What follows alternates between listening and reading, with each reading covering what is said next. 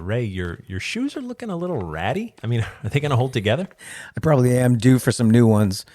Why do you suddenly care about my footwear? Are we heading someplace rugged here in Warwick, Rhode Island? No, we're not going anyplace rugged or no epic hikes today. Okay. Far from it, actually. We're going to a swanky section of Warwick called Warwick Neck on the Warwick Point Peninsula. Too swanky for my beat-up sneakers? Probably, but still, not my point.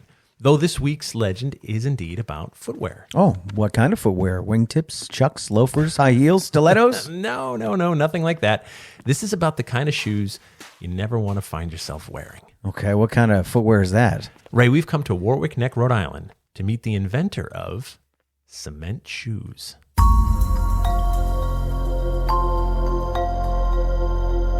Hey, I'm Jeff Belanger. Welcome to episode 344 of the New England Legends podcast. And I'm Ray Auger. Thanks for joining us on our mission to chronicle every legend in New England one story at a time. Did you know most of our story leads come from you? Well, this one did. Thanks to Lisa Offler for writing in to us on our website. If you've got a strange tale you think we should check out, please reach out to us anytime. It takes a community to do this, so thanks for being a part of ours, Lisa. Yeah, thank you, Lisa. Now we'll go searching for the inventor of cement shoes right after this word from our sponsor. Now, we're talking mobster stuff here, right? As in a way to execute someone? That is exactly what we're talking about, Ray. Cement shoes got started in Warwick, Rhode Island, not in like Vegas or Chicago or someplace like that? No, right here in humble little Warwick, thanks to a guy who lived in this swanky neighborhood in a mansion that would later be called a crime castle. So let's head back to 1924 and meet this shady character. It's April of 1924 here in Warwick, Rhode Island. Calvin Coolidge is in the White House. Rhapsody in Blue by Paul Whiteman and his concert orchestra is the #1 song.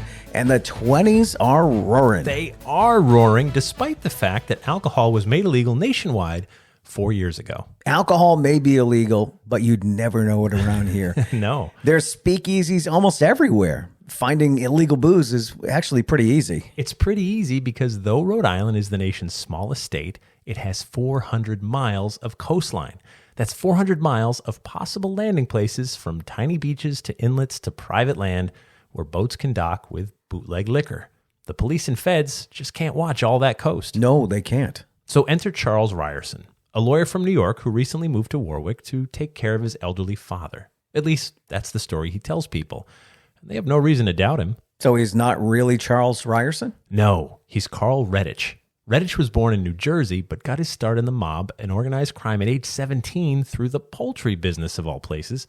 By 1924, he was suspected of murder in New York, so he moved to Rhode Island. He teamed up with a big-time Rhode Island horse breeder named Danny Walsh, and very quickly, they took control of the region's bootlegging operations.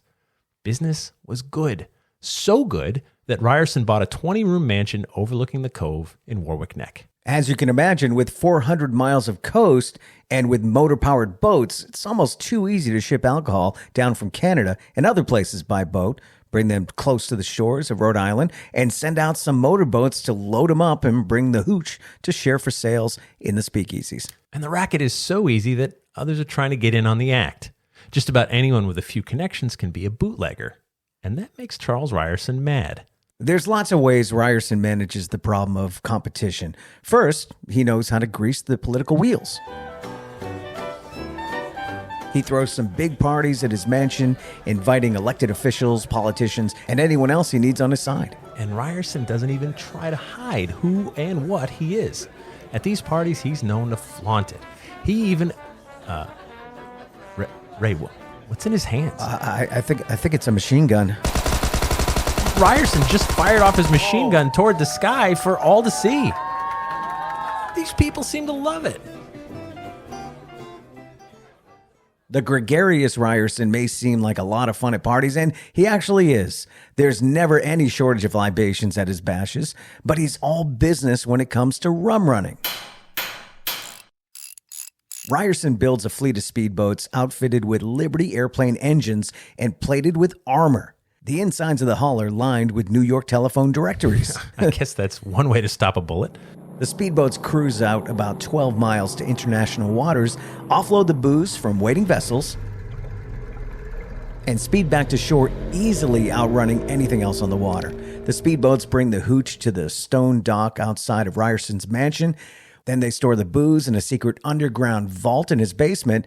From there, locals working for Ryerson and Walsh come distribute the liquor to area speakeasies. Now, Ryerson and Walsh control just about the whole thing, too. They've paid off a few elected officials. They pay off some police officers from the Warwick Police Department. So the police look the other way and business continues. Years go by and Ryerson and Walsh just keep getting richer, which brings us to the second way they deal with competition. Sure, once in a while, some small-timer will try to carve out his own piece of bootlegging in Rhode Island. But Ryerson and his goons simply have a polite conversation right. with said competitor, and the competition suddenly stops. It's February of 1933. Political winds are changing in the United States, and things are getting tense between Ryerson and Walsh. Walsh recently got arrested, and he suspects his partner ratted him out for the $40,000 reward. Ryerson and Walsh are seen arguing in public. And then, nothing. Danny Walsh disappears. Rumors abound. Ryerson's girlfriend gets a little too loose-lipped about things she's seen and heard about. For one, she said Ryerson had Danny Walsh placed in a barrel of cement. Then he was sealed up and dumped in the ocean. And pretty soon, others sort of corroborate that story, but with a pretty big difference. What's that? Other associates point out that a barrel full of a body and cement would be pretty tough to lift and carry to a boat. They said what really happened was Walsh was tied to a chair with his feet placed in a bucket of cement until it dried around his feet. Then, still very much alive, he was brought far out onto the ocean and dumped overboard. Oh, that's awful. Pretty soon, Ryerson's girlfriend also disappears. More months pass, and then something really big happens. It's December 5th, 1933. Constitutional Amendment 21 has just been ratified. The majority of the United States cries tears of joy. Booze is legal once again. That's great news for all of us. But extremely bad news for bootleggers like Charles Ryerson. Overnight, his business dried up. I would guess so. When you can buy alcohol legally at the corner store again, there's no need to sneak around a speakeasy to find a bootlegger. Nope, not at all. Still, Ryerson has amassed a lot of money, but his main source of income is now gone. It's April of 1935, when Charles Ryerson's world truly begins to crumble. Acting on a tip, please search shores of Lake Pearl in Wrentham, Massachusetts. Oh, look up ahead. It looks like an old Chevrolet. Oh, check out the driver's seat. Oh, man, there's a body slumped over the steering wheel. Oh, there's a bullet hole in the driver's head. Police identify the body as Andino Marola, a known associate of New York mobster Carl Rettich. Marola had been a suspect in the disappearance of Danny Walsh. Now police connect the dots between Carl Rettich and Charles Ryerson. Soon police raid Ryerson's mansion. They've been told the secret chambers is in the basement. But looking around in this basement, it's spotless. It's too spotless. One of the officers is suspicious. No basement is this clean. Look, over there, by the cement pillar. Huh. Okay, so there's a metal wheel attached to like a large screw. The officer is turning the wheel, and a door is lifting in the basement floor. Wow. Okay, look down there. It's like a concrete room, but there's nothing in there except for a few beer cans. Though the basement is empty, the police find plenty of other evidence on the property. They find weapons, guns, stolen money, and a car with bullet holes in the side. It's enough to arrest Charles Ryerson, a.k.a. Carl Rettich. Police have enough evidence to convict Rettich of the disappearance of Danny Walsh, 12 bank robberies in Massachusetts, and 4 murders. As more details make the newspapers, crowds begin to gather outside the massive home of Ryerson here on Warwick Neck. So many people are here that one local businessman sees an opportunity. Ice cream! Ice cream! Get your ice cream! A local ice cream truck pulls up to sell ice cream to all the looky-loos. Carl Rettich is put away for life in prison. And that's when more details emerge about his method of killing both Danny Walsh and his girlfriend. Cement shoes. Both were alive when they were thrown over the side of the boat. Their bodies have never been found. And that brings us back to today. The newspapers refer to Rettich's Warwick Neck home as the crime castle and the murder mansion. It's obvious a lot of the illegal booze ran through the house, but then there's a suspicion of some of the murders taking place in the basement, or the cement shoe fittings at the very least. Can you imagine how awful that form of execution must have been? I can't imagine. As they make you sit in a bucket big enough for both feet, then they start pouring in cement. You must know it isn't going to end well for you. No, I mean, this would be slow and torturous. I mean, awful. Well, I looked it up. You're looking at 24 hours at least for new cement to dry. Sure. 48 hours is better. So your victim has to sit there for a day or two. That's terrible. And then you ride out in the boat to the deep water. Ugh. Yeah. If they hadn't told you their plans by now, you probably figured it out. Oh, and it must have been horrible anguish right until the end. The only upside is once you go overboard, it wouldn't take long between the pressure and inhaling water before you die. And what's become almost a mobster cliche, making someone wear cement shoes, was born right here in Warwick.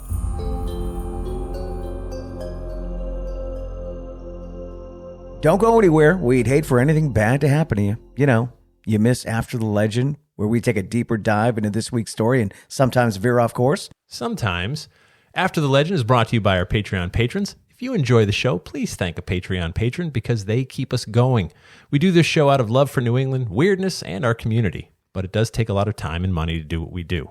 The more help we have, the more we can do, but it all depends on you. We're only asking for $3 per month, and for that, you get early ad-free access to new episodes, plus bonus episodes and content that no one else gets to hear. Just head over to patreon.com/New England Legends to sign up. And to see some pictures of Carl Rettich and his murder mansion, please click on the link in our episode description, or go to our website and click on episode 344. Cement shoes, Ray. We don't do a lot of mobster stories. We've done a few. They'll kill us, Ray. This is There's got to be a family member still alive. It's 100 years ago. I think we're safe on this one. We've done bootlegging stories. Sure. Yep. But not too many mob stories. Are there a lot of mob stories in New England, you think? Oh, sure. Yeah. I mean, well, Boston, South Boston, Whitey, Providence. Providence. That's true. There's a ton, and we don't do it. Recent years, though. That's why we don't do them, Ray. Just rewind here, just like 30 seconds where I said they'll kill us. Maybe we shouldn't do After the Legend then. No, we should just stop right here. Because loose lips sink people. Yeah. So cement shoes. I had to look this up because I was like, okay, we discussed this. We're like, I don't know if you've ever poured cement. I have not. Yeah, but I've seen it. Like just a little bit. Like I'm not a cement person, but like I had to like patch a thing or whatever. Yeah, it's 24 hours at least, and you don't want to walk on it. You don't want to walk on it for at least a couple of days.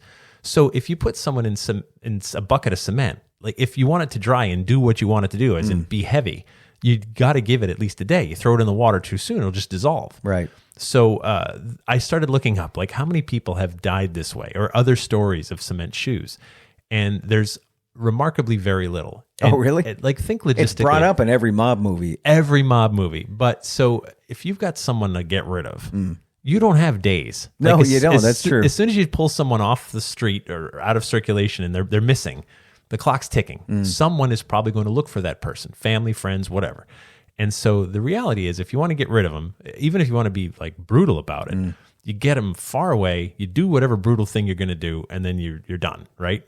So taking a day or two of having them in your basement while the cement cures, right? And you're writing your name in the cement and stuff, right? Like, I don't know, like writing your name, so when it's found, your name's on there. So now let me say, I have found cases where people had cement blocks. I was just going to say that. Isn't that easier? Like, way easier. You can do it right away. And then what happens though, and those are still sort of cement shoes. It's just, they're instant. Yeah. You swung by, the hardware store, picked up a couple of cinder blocks, easy peasy, right? But the threat of it is so powerful because like as soon as I say like, hey, you don't want to end up in cement shoes, your brain starts going through like the days of mental anguish you would go through knowing, oh my gosh, this is going to be horrible. Yeah. It probably did happen once. Well, and then they were like, this is taking way too long. Carl Rettich. But what a cold-blooded, awful thing. And then as word gets around about it, like that you did that to someone. Right. I mean, it's one thing to like kill somebody. It's another to torture them like mentally for awful. So but I think like the threat of the thing is probably all you need. Yeah, not much of a threat though when they follow through and throw you overboard. Right, and as soon as like you feel them lifting you, but we made the point of it too. The logistics of lifting up a barrel full of cement and a human body would be hundreds and hundreds of pounds. Right. Just couldn't be easy. Yeah, it takes a lot of manpower. Yeah, that's a lot of witnesses. And then I started thinking about, remember the movie Casino? Yep. Who's the guy that he's been in every mobster movie? Short guy. Yeah. Yeah. Oh my gosh. I know, right? Isn't that horrible? Now that you said, who is it? I don't know. Yeah, my cousin Vinny. Yeah. Come on. Yeah. Joe Pesci. Joe Pesci. Joe Thank Pesci. Goodness gracious. Little Joe Pesci. Joe Pesci's character has a line in the movie, where they're talking about like, oh, you got to go out to the desert and you got to dig a hole, and that takes forever. And then someone else comes looking. Now you got to dig another hole, and you're just digging holes all night. Yep. As his point was, that's not really how we do it, right? Because it's a pain. Yeah. It's not really a good way to do it. And I think buy a tiger. The cement shoes are sort of like the same thing. It's just not the ideal way. But yeah, Chicago, Vegas is where you would have assumed. But yeah, Warwick, little humble Warwick with its bootlegging. And then once booze is made legal, well, the whole bottom drops. All the fun's over. Yeah, all the fun's over now. You just go to the store and buy it like everybody else. Yeah. I think that's what he did. It's like, well, I'm just going to put this to bed. Let's go to the convenience store. Right. Get a bottle of something and off we go. What a strange time. So forgive me if I get the years wrong. Was it 1921 to 1933? Like a little over a decade. It sounds right. Yeah. We recently had the anniversary. National Beer Day was Sunday. Was it? Yeah. That's when we were able to drink again. Yeah. So anyway, it was a little over a decade where booze was illegal, and it was nothing but a problem for law enforcement. Because, by the way, those same cops that were arresting people for bootlegging were also customers. Right. They just were. Yeah. Well, that caused corruption too. Of course. They know where they are. They know they're making money, and now they're on the take. Imagine you're 40 years old and you've had a drink on weekends and whenever for decades of your life, and you're a police officer. Like you're not on duty, you unwind, you have a beer, you have a whiskey or whatever you have. And now they tell you like, oh, that thing you've been doing your whole life, you can't do it anymore, and you can't let anyone else do it. And you're like, there's no harm in it. Like come on, I've been doing it. Like and I'm not going to stop doing it. Yeah. Like that's how I relax. This is a tough job. So you're asking police officers to enforce laws that they themselves don't think are all that just. And are breaking themselves. Well, in recent years, cannabis, not that it was legal before, but it was silly that it was illegal. Right. Now that it's not illegal, it's really not a big deal. My friends in law enforcement, like I've asked, I asked this question whenever we bring up that subject, and I'm like, would you rather deal with a group of 5 drunk guys or 5 stone guys? Right. 100 out of 100 police officers will say, without any dissension whatsoever, they'll take the stoned guys every day of the week. Absolutely. The drunk guys will be like, I'm going to punch a cop. This will be great. Right. And they're like, oh, no, now I got to deal with that. The stone guys will just be like, hey, why don't we just go over here and we'll get some Cheetos and just leave the park. Okay, cool. Yeah. Instead of guns, cops started carrying around bags of Doritos. Bags of Doritos. Like, come on. I got these. Let's go. Come on. No, I don't have to sweat. I don't have to like get in a fist fight with anybody. Just come it's pleasant. Yeah, you're going to have a conversation. Yeah. Easy enough. Yeah. You might have to talk somebody down a bit, though. Yeah. I am not it depends on if it's laced. I am not a fire-breathing dragon. I'm just a police officer. Not a space alien. It's all good. It's okay. Yeah. So they all say it. They're like, oh, yeah, anytime I'll take the person on marijuana compared to a drunk. But that's not a case anymore either because it's all legal. Yeah. But yeah, no, times change. And it did occur to me when marijuana was legalized in the majority of the United States now that it did put a lot of people out of work. It's true. Same thing. Yeah. I think about some of your friends. I'm like, oh, hope he's okay. You know what I mean? Hope he's doing okay. Hope he's didn't have to resort to something bad and isn't wearing cement shoes. Since you made it all the way to the end with us, we want to say we appreciate you. We do. And if you appreciate us and 2 episodes each week, please take a minute to post a review, or you can tell your friends about us on your social media. It's one of the many ways you can help us grow. We're coming up on 7 years of bringing you wicked, strange weirdness. Can you believe that, Jeff? 7 years. That's right. We couldn't do it without you guys. You can also download our free New England Legends app for your smartphone and join our New England Legends Facebook group. We'd like to thank our sponsors. Thank you so much to our Patreon patrons, and our theme music is by John Judd. Until next time, remember, cement shoes are closer than you think.